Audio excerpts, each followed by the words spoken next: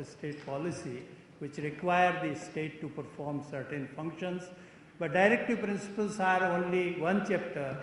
If we run through the Constitution of India, we will find that at several places the Constitution of India makes special provisions for special classes in the country, particularly so far as the scheduled castes, scheduled tribes, and backward, socially and educationally backward classes are concerned.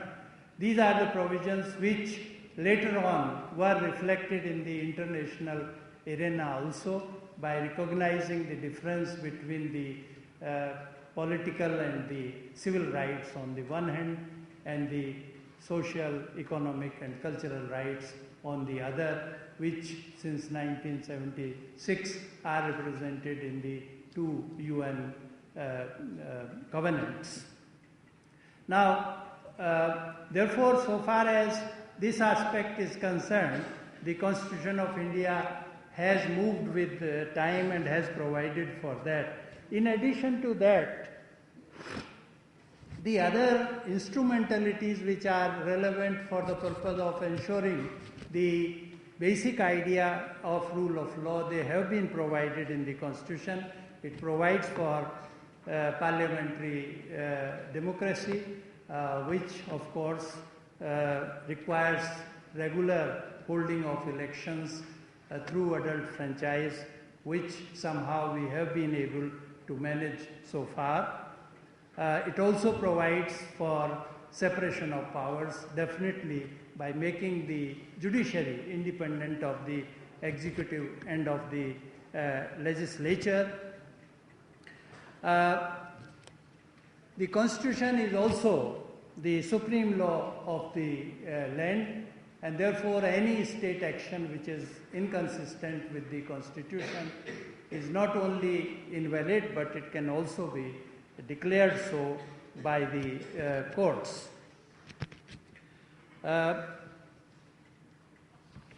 The courts from the very beginning have emphasized on the point that the rights of the individual cannot be taken away, actually relying upon the general propositions of rule of law as laid down by Dicey, have insisted that no one can be deprived of his life or liberty or property without the authority of law, irrespective of the fact that whether it was provided in the Constitution or not.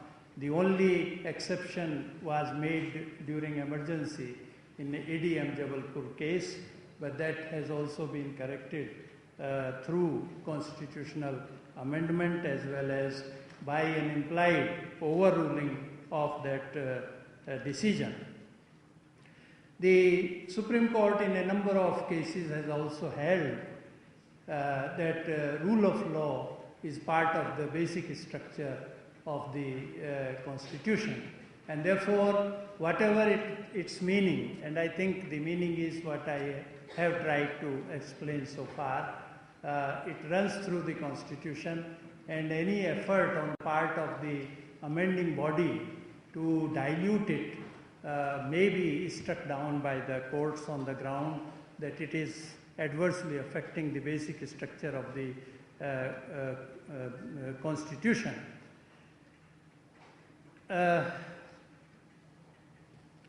The courts, in support of the idea of rule of law, have also developed principles which help in the direction of growth of that idea. And one of those principles is principle of reasonableness, which is also associated with the principle of proportionality.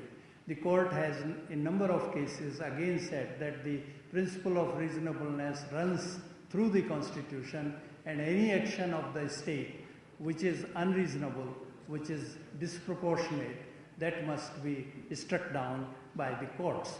Now, in view of these provisions as well as interpretations of the courts, one can say that the idea of rule of law in its best traditions has been brought into our legal system. But whether in practice it takes place, that is another matter. And we find, as Peter has already mentioned, that there have been many violations of the rule of law in practice. And some of the violations actually are included in the Constitution itself, like preventive detention is provided in the Constitution itself. The suspension of rights during emergency is provided in the Constitution.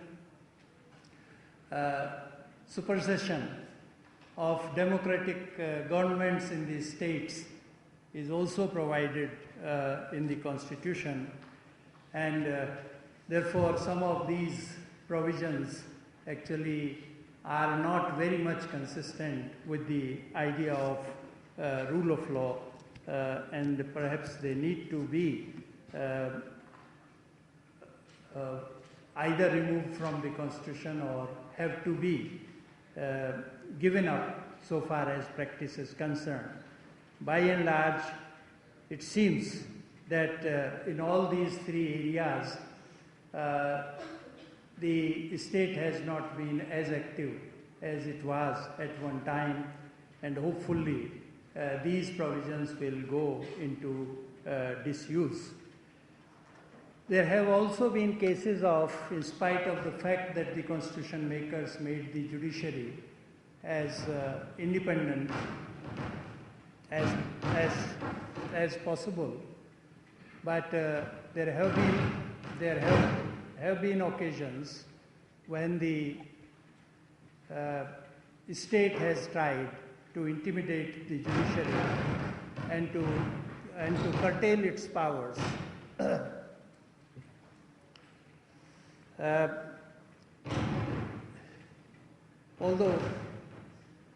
Although in this respect also, the court has taken a great initiative, and by its own interpretation, with which some people may not agree, it has restored its independence, restored more than what could be expected even by the constitution makers. There has also been inadequate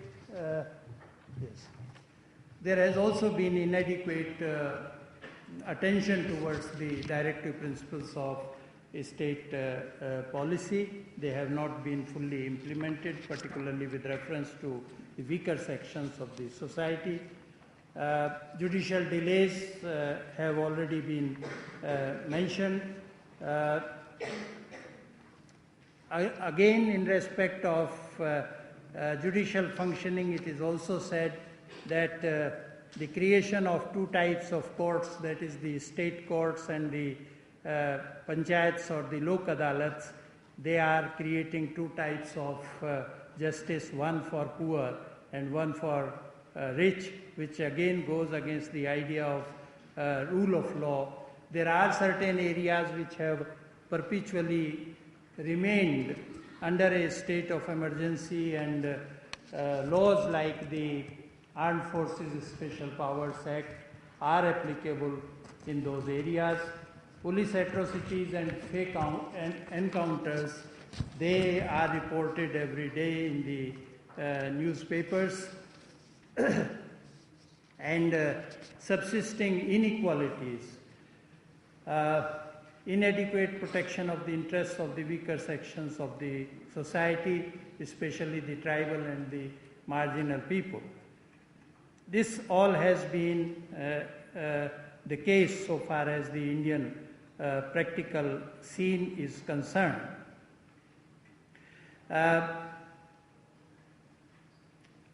I know that there are states where law is very effectively enforced, but not necessarily those states are based on rule of law. A distinction is drawn between rule of law and rule by law. There are states which enforce their laws very effectively, very expeditiously, but not necessarily ensure rule of law. India has tried to enforce rule of law And if it has failed to do that, I sometimes feel that perhaps we need to think more seriously and more clearly about the idea or the conception of law itself, whether the conception of law for us is the same as the conception of law for others. And therefore, in that case, we would like to know whether it is in some ways internalized by us or not. Maybe the kind of law that we internalize is different from the kind of law which other societies might be internalizing. Thank you very much.